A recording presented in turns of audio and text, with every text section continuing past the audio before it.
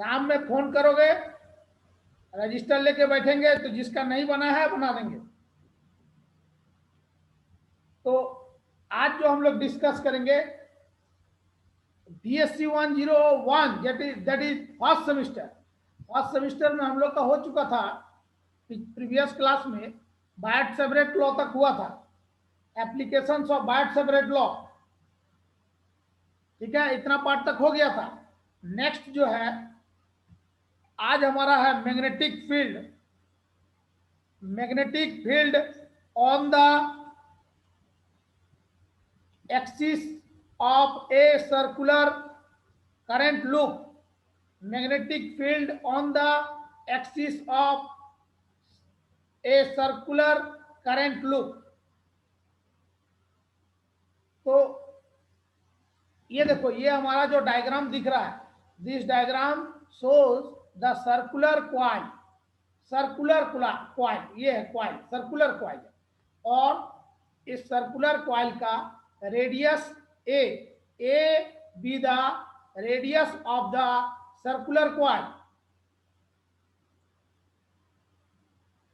And this circular coil carrying a current I। First में हम लोग क्या बोल रहे हैं कि सर्कुलर क्वाइल, ये हमारा एक सर्कुलर क्वाइल है, and this A be the radius of the circular coil and I be the current flowing through this circular coil. Now P be a point on the axis of the circular coil। देखो circular coil का ये axis है, इस axis में P एक point है जिसका distance centre of the circle से, centre of the circle means point O, centre of the circle से इस पॉइंट P का डिस्टेंस x है। Now we have to calculate the field at the point P। dl, ये upper part में, circular coil का upper part में देखो dl लिखा हुआ है। So dl with the current element because I current flowing through this circular coil. So dl with the length of the current element at the top of the coil, and r, ये r with the displacement vector from the current element dl to the point P। फिर से बोल रहे हैं, circular coil, this is a circular coil, and A be the radius of the circular coil, and I be the current flowing through this circular coil. P be a point which is placed on the axis of the circular coil. P be a point which is placed on the axis of the circular coil, and the distance from the coil, center of the coil to the point P is x, and we have to calculate the field at the point P. Now dl with the element, dl with the length of the current element at the top of the coil, and r with the displacement vector from the current element dl to point P. So we know that according to Biot-Savart law, magnetic field induction at P due to this current element is given as, इस current element dl के चलते P point में magnetic field induction होगा according to Biot-Savart law. हम लोग जानते हैं dB is equal to mu naught divided by 4 pi I dl into displacement vector divided by r cube। The magnitude of dB, पिछला class के याद करोगे, यहाँ I dl sin थीटा, तो मैग्नीट्यूड ऑफ dB हम लोग लिख सकते हैं mu naught divided by 4 pi I dl sin 90। यहाँ हमारा थीटा क्या बोल रहे हैं, 90, ये देखो, तो sin 90 divided by r square. Magnitude को जब लिखेंगे तो इस रूप में लिख सकते हैं, तो sign 91, so mu 0 divided by 4 pi I dl divided by r square. According to Biot-Savart law, magnetic field at point P due to the current element dl, which is at the upper part of the circular coil, can be written as dV is equal to mu naught divided by 4 pi I dl into r divided by r cube. But we know that the magnitude of dV can be written as dV is equal to mu naught divided by 4 pi I dl sin theta. So I dl sin 90 divided by r square. So sin 90 is equal to 1, then mu naught divided by 4 pi into I dl divided by r square. Sin 91 r square. So on the basis of, we know that on the basis of right hand screw rule, palm screw rule, direction of dV, direction of dV is perpendicular to the plane containing dl and r. On the basis of right hand screw rule, direction of dV is perpendicular to the plane containing dl and r. So the vector dV can be resolved into two components. This dV vector can be resolved into two components: magnitude dV sin theta, sorry, dV sin phi along the axis of the coil, dV sin phi. इस dV का दो component है, first axis of the coil dV sin phi और second is the dV cos phi perpendicular to the axis of the coil. देखो ये perpendicular है dV cos phi. Now if another current element of the same length means dl, यहाँ एक first we have choose a current element dl in the upper part of the circular coil. Now if another current element of the same length means length dl at the bottom of the coil, the field dV dash due to this current element dV dash, the field dV dash due to this element will be equal in magnitude to this dV, but directed in the downward direction. It can also be resolved two components along and perpendicular to the axis. इसका भी दो component होगा along और perpendicular to the axis. दूसरा element हम लोग ले रहे हैं dl अपर पार्ट में कॉइल का. फर्स्ट में हम लोग एक करंट एलिमेंट dl लिए थे. अब सेकेंड हाफ में, जस्ट मिनट, किसी का फोन आ रहा है. हेलो, अच्छा, जस्ट मिनट रुक जाओ.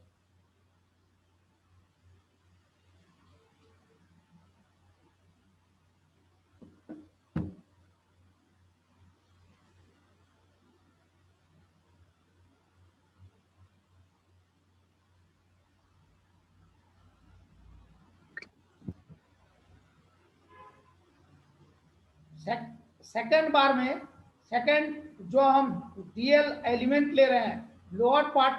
अनंतो आवाज जा रहा है? अनंतो? Yes sir. दूसरा एलिमेंट, करंट एलिमेंट हम लोअर पार्ट में कॉइल का ले रहे हैं. Due to this current element dl at the lower point of the lower part of the circular coil, dV dash is the field due to this element, and this dV dash have equal magnitude, likely to be dV, and but it has direction in below direction में, नीचे तरफ है. And it has also two resolved components along and perpendicular to the axis. इसका भी दो component होगा. if the magnetic induction produced by whole circular coil, then the component of the magnetic induction at right angle to the axis are equal and opposite. Hence, they are cancelled to each other. If the magnetic induction produced by whole of the circular coil, then component of the magnetic induction at right angle to the axis are equal and opposite to each other, hence they are cancelled to each other. Components, so the resultant field at B at axial point P, cursor को ध्यान दो, is along the axis and is can be given written as resultant field at axial point P is along the axis and can be written as dV integral dV sin phi. Again, this is equation 2 and here is equation 1. Now, on putting the value of equation 1 in equation 2, equation 1 means dV का value को हम लोग equation 2 में put करेंगे। तो equation 2 मेरा क्या है, ये पार्ट है। तो B इज इक्वल टू, यहाँ पर हमारा क्या आ जाएगा, वहां जो वैल्यू था वो है mu naught divided by 4 pi I dl divided by r square. ये dV का हमारा वैल्यू था। अब उस वैल्यू को हम इक्वेशन 2 में जैसे ही पुट कर रहे हैं तो b का b अब dV के जगह हो जाएगा mu naught I divided by 4 pi r square integration dl, यहाँ तो dl बचा हुआ था, idl था, म्यू नॉट idl, तो म्यू नॉट i इधर आ गया तो dl sin phi, where this 1 by r square has been taken outside the integral, direct outside the integral, देखो लिख दिए, for all the current element from figure. According to this figure हम लोग बोल सकते हैं sine phi is equal to means sine theta is equal to P by H, ये इस ट्रायंगल को लेंगे। Now we have to take in this triangle, so in that case sin phi is equal to P by H, means P is A and H is R, so sin phi is equal to A by R. Here we can write sin phi is equal to A by R. Now on the putting the value of equation 4 in this equation 3, means value of sin phi will be placed in this equation, means from equation 4 to equation 3. So B, in place of B we can write B is equal to mu naught I divided by 4 pi r square integral dl का dl sin phi is equal to A by R. So here A by R, तो A इधर गया तो A और नीचे R आ रहा है तो 4 पाई r square into this r, यहाँ पर r cube integral dl equation 5. But this dl with the circumference of the coil, means coil of the circumference, we can write 2 pi a, 2 pi r means 2 pi a. Here r with the radius of the coil, sorry, a with the radius of the coil. So circumference of the coil we can write 2 pi a, and this r is equal to this a square plus x square whole half root under r is equal to, हम लोग क्या बोल सकते हैं, a square, ये a square plus root under a square plus x square. r is equal to, root को हटाएंगे तो क्या आ रहा है, a square plus x square half. Now both the equations are taken as equation 6. So now again putting the value of equation 6 in 5, in this equation 5, means the value of dl can be written as 2 pi a and r can be written as a square plus x square half. So b is equal to mu naught I a is a square divided by o into 2 pi, यहाँ भी 2 pi लिखेंगे, यहाँ क्या आ जा रहा है, divided by 4 pi are cube. तो 4 pi into r, r means है a square plus x square half. R cube आ जाएगा मेरा वैल्यू इतना, a square plus x square 3/2. तो यहाँ मेरा 4 पाई है, यहाँ पर 4 पाई है, यहाँ 2 पाई है, ऊपर में 2 पाई. तो 4 pi 2 pi will be cancel. So here rest will be 2. So the resultant of B is equal to mu naught I a square, a into a square divided by 2 a square plus x square 3/2, and the unit is Weber per meter square. If the coil has n number of turns, if this coil have n number of turns, then the resultant magnetic field induction is, यहाँ पर हम लोग n number of turns जब लिखेंगे तो B is equal to mu naught n I a square divided by 2a square x square 3/2 Weber per meter square.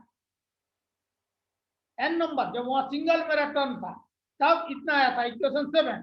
जब n number of turns है, then the magnetic field at point P is equal to this, and this is equation 8. Now there are two special cases are arise. First is the when the magnetic field induction at the center of the coil. See, if this magnetic field induction is at the center of the coil, means here. So on putting x is equal to 0, x is equal to 0. Now the value of b, x मेरा क्या हो जाएगा 0. जब p point मेरा centre of coil का o point पर रहेगा तो ये x इक्वल टू 0 बोलेंगे. तो value of b at the center of the coil can be written as BC. B magnetic field induction, C for center of coil. BC suffix में C है. B magnetic field induction, C is the center at the center of coil. Then we can write mu naught Ni a square, mu naught Ni a square divided by 2a square, or in place of x, this part is 0. ये part मेरा 0 हो जाएगा.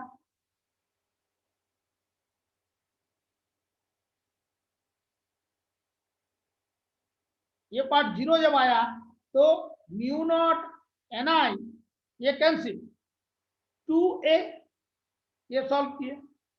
Now if the magnetic field due to a small circular coil, magnetic field due to a small circular coil, तो अगर coil मेरा बहुत छोटा है, then x will be smaller than, x will be greater than a. अगर मेरा coil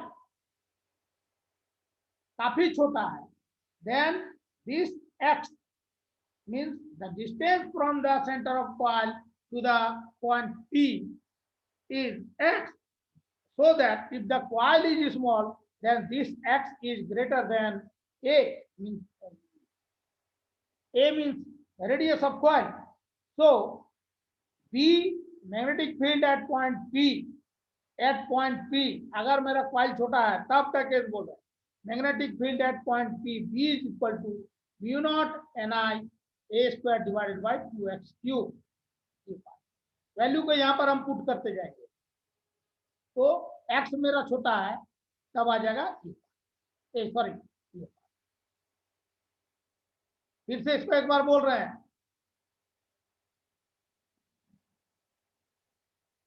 पूछेगा ये सब part, magnetic field on the axis of a circular coil. ध्यान से सुनोगे, फर्स्ट बार में 60% अगर समझ में आया, सेकंड पार्ट में हो सकता है 90% समझ में आ जाएगा, और अपने पढ़ोगे तो 100% समझ में आ जाएगा। नोट्स अवेलेबल है, समझा दे रहे हैं, सिर्फ उसको समझ करके याद करना है।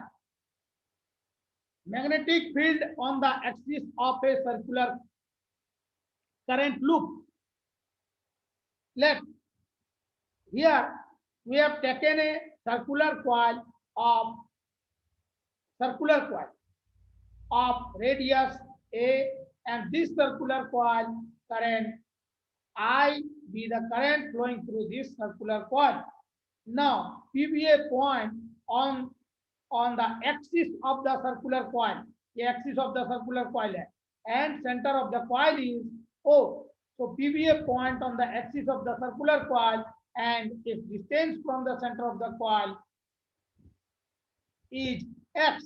Now DL be an element, current element, which is placed at the top of the circular coil, and R be the displacement vector from the current element to the point P. Now, according to Biot-Savart law, we know that the magnetic field induction at this point P due to this current element dB will be dB is equal to mu naught divided by 4 pi into I dl into R divided by R cube. Now the magnitude of dB we can write dB is equal to mu naught divided by 4 pi I dl sin theta. Here sin theta is sin 90 degrees divided by R square. So mu naught divided by 4 pi I dl sin theta is equal to 1. So I dl divided by R square. This is equation 1. Now we know that according to right hand screw rule, direction of this dB is perpendicular to the plane containing to dl and R. Now the vector dB has two components. One is dB sin phi along the axis of the coil, and another is dB cos phi perpendicular to the axis of the coil. ये dB sin phi मेरा क्या है, along the axis of the circular coil है, और dB cos phi क्या है, perpendicular to the axis of the coil है. Now if another element dl is placed at the lower part of the circular coil, due to this element magnetic field induction dV is directed towards to the lower direction, and its magnitude is equal to the magnitude of dV, but it can be directed in below direction, and it has also means dV dash has also two components. If the magnetic field produced by whole circular coil, the components of the magnetic field at right angle to the axis are equal and opposite, so they are cancelled to each other. पहले हम एक current element dl ले रहे हैं। dl current element लेने के बाद r क्या है, डिस्प्लेसमेंट वेक्टर है, कहां से, ये करंट एलिमेंट और p पॉइंट से इसका डिस्प्लेसमेंट वेक्टर है r।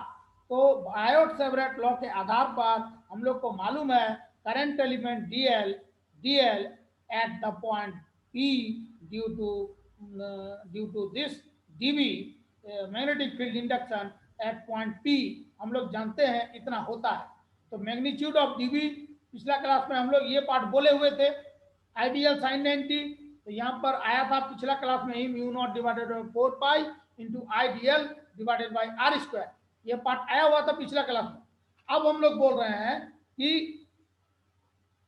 Right hand screw rule के आधार पर dB इज, ये dB perpendicular to the plane of dl and r, ये dv। तो जिसके चलते इस dv का दो कंपोनेंट हो रहा है, एक dv sin phi इधर हो रहा है along the axis of the circular coil, ये देख रहे हो डॉटेड लाइन में सीधा along the axis of the circular coil, और दूसरा कंपोनेंट क्या हो रहा है dv cos theta, इसका perpendicular to the axis of the circular coil, axis of the circular coil, ये परपेंडिकुलर है, ये क्या है along the direction of the circular coil, इसका axis of the circular coil dv sin phi और dv cos phi perpendicular है इस circular coil का। अब बोल रहे हैं कि दूसरा एक करंट एलिमेंट हम लोग इस सर्कुलर कॉइल के ठीक नीचे में सेम लेंथ का करंट एलिमेंट हम लोग प्लेस किए हैं, जो यहाँ पर डीएल था यहाँ पर भी उसी लेंथ का जो है करंट एलिमेंट को हम प्लेस किए हैं। तो इस करंट एलिमेंट के चलते due to this current element दूसरा मैग्नेटिक फील्ड इंडक्शन हमारा डीवी डैश क्रिएट हो रहा है, जो कि डाउनवर्ड डायरेक्शन में दिख रहा है। ये देखो अपवर्ड डायरेक्शन में है, ये हमारा इस करंट एलिमेंट के चलते ये डाउनवर्ड डायरेक्शन में पी पॉइंट पर क्रिएट हो रहा है। और इसका जो मैग्नीट्यूड है डीवी डैश का जो मैग्नीट्यूड है वो डीवी के मैग्नीट्यूड के बराबर है, इसलिए इसका डीवी डैश का भी दो कंपोनेंट होगा, एक डीवी साइन फाई और दूसरा डीवी कॉस फाई, लेकिन दोनों अपोजिट डायरेक्शन में होने के चलते ये मेरा कैंसिल होगा इस पार्ट का। तब हम लोग बोल रहे हैं resultant field at be on the axial point P along the axis, ये तो dv इज इक्वल टू, तो हम लोग बोल रहे हैं dv is equal to b is equal to integral dv sin phi equation 2। अब इक्वेशन 1 का वैल्यू को, इक्वेशन 1 जो है वो क्या दिया हुआ है, ये पार्ट है, dv का वैल्यू दिया है mu naught divided by 4 pi ideal divided bye r square, इसका वैल्यू को इक्वेशन 2 में हम पुट कर रहे हैं। इक्वेशन 2 मेरा बता रहा है ये dv sin phi, तो इसका वैल्यू को जब पुट किया गया तो b का b dv के जगह mu naught i divided by 4 pi r integral ये dl sin phi, ये sin phi का sin phi, यहाँ पर dl mu naught i dl divided by 4 pi r square, तो dl इधर ही रह गया और रेस्ट पार्ट को लेफ्ट इंटीग्रेशन को बाहर लेके आए। इक्वेशन 3 अब हम लोग इस डायग्राम के आधार पर बोल रहे हैं कि sine phi is equal to, ये ट्रायंगल मान लो ले रहे हैं, इस ट्रायंगल में ये फाई है, तो sine phi is equal to this A divided by R P by H, A by R, तो ये भी हमारा एक इक्वेशन आया, साइन फाई का वैल्यू आया, sine phi is equal to A by R, equation 4। तो इक्वेशन 4 का ये वैल्यू को इक्वेशन 3 में पुट करेंगे, means here we have to put the value of sine phi, तो b का b is equal to mu naught i। Hello sir. हाँ हाँ सर कन्हैया वेट कर रहा है। एक मिनट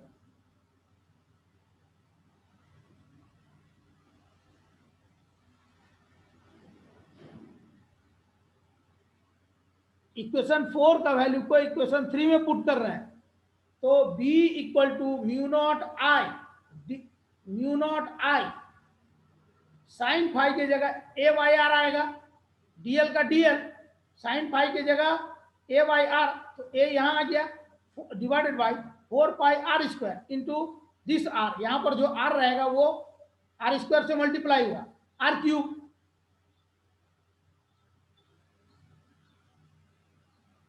तो mu naught into I into A divided by 4 pi are cube dl।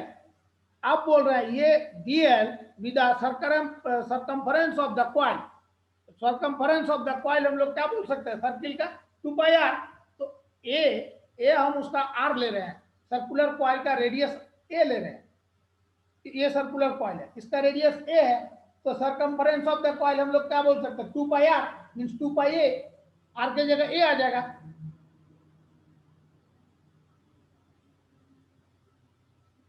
तो यहां पर हम 2 पाई a लिख दिए and r is equal to a square plus x square half, R is equal to root under P square plus B square. Sorry, H square is equal to P square plus B square. H is equal to root under P square plus B square. ये A X square, ये part आया, ये H है, H square is equal to P square plus B square, H is equal to root under A square plus x square, तो root को हटा दिए तो हाफ आ गया, ये equation 6. Now putting the value of equation 6 in this equation 5 में value को पुट कर रहे हैं, तो b is equal to mu naught I A into this A, dl का वैल्यू है मेरा 2 पाई ए यहाँ पर, तो a into A square divided by 4 pi are cube है, यहाँ मेरा 2 पाई है, 2 पाई ए था तो ए मल्टीप्लाई किया इससे 2 pi and 4 pi will be cancel, so 2 will be the rest part, तो 2 into this a square plus x square, r बच रहा ना, a square plus x square 3/2 weber per metre square. अभी इसमें मेरा number of turns जो है coil कितना है, ये सिंगल कॉइल टर्न्स है, एक ही कॉइल है. If there are n number of coil in this part, so b is equal to, अब हम लोग वहां सिर्फ n लिख देंगे, n से उसको मल्टीप्लाई करेंगे इस पार्ट को, तो mu not n number of coils into I into a square divided by 2a square x square 3/2 weber per metre square.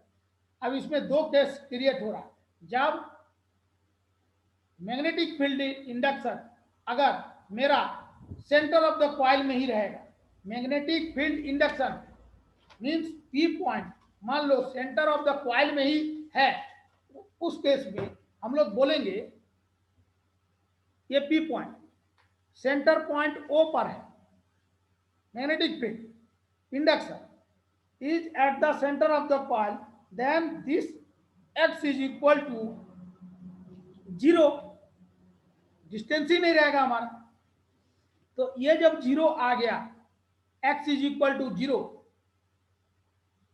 So we can right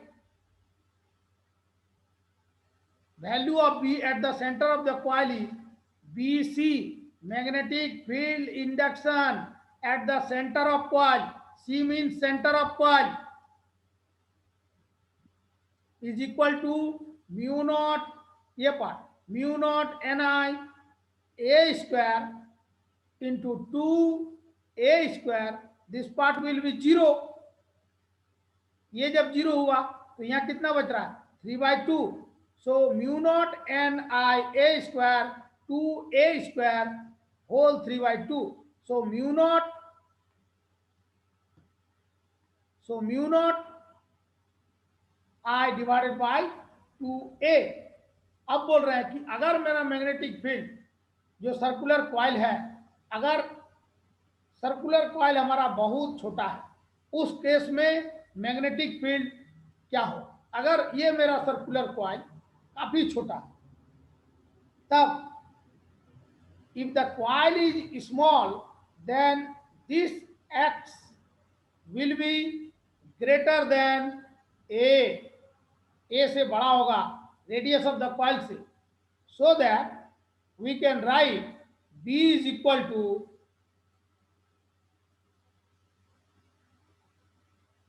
mu naught Ni a square divided by 2x cube. अगर coil magnetic field due to small circular coil, अगर circular coil जिसका radius हम A ले रहे हैं, वो circular coil बहुत छोटा है, बहुत कम है, और उस केस में x जो distance of the point, distance from the centre of coil to the magnetic field at point P is x हम बोले हैं, जो distance, this distance will be very much greater than a, means radius of the coil, distance from the coil to the magnetic field at a point is very much greater than the circular radius of the circular coil, then magnetic field induction is equal to mu naught Ni a square divided by 2x cube. पूरा part आया. पहले special case इसमें लिखना ही होगा. Special case नहीं लिखोगे 1 marks cut जाएगा, क्योंकि अभी हम सिर्फ बोल रहे हैं कि ऐसा होता है. ऐसा हुआ कि magnetic field on the axis of a circular current loop में मेरा एक्सिस में मैग्नेटिक फील्ड मेजर कर रहे हैं. तो मैग्नेटिक फील्ड जो हमारा पी पॉइंट में है, ये बीच में भी हो सकता है, यहाँ सेंटर ऑफ द कॉइल भी हो सकता है. वाइट सेपरेट लॉ के दिमाग में आया. तब पहला केस हम लोग यहाँ मेजर किए. सेकंड क्या बोल रहे हैं कि अगर ये कॉइल जो हम इतना कॉइल जो है अगर बड़ा है, अगर कॉइल को हम बोल रहे हैं कि काफी छोटा है, लेकिन element will be same. Means dl of the element dl in the upper or lower part will be same. The distance between the element center of the coil to the element to the point P, it may be x or it may be x is equal to 0. x हो सकता है या x is equal to 0 हो सकता है. 0 क्यों होगा? अगर P point centre of coil में का सेंटर पर रहेगा, P point centre of coil का O पॉइंट पर अगर रहेगा, तब मेरा जो है x is equal to 0 होगा. अगर सर्कुलर कॉइल काफी छोटा है तो ये x, the distance from the centre to the point P, ये x is very much greater than the radius of the coil. तो magnetic field on the axis of circular current loop हो गया.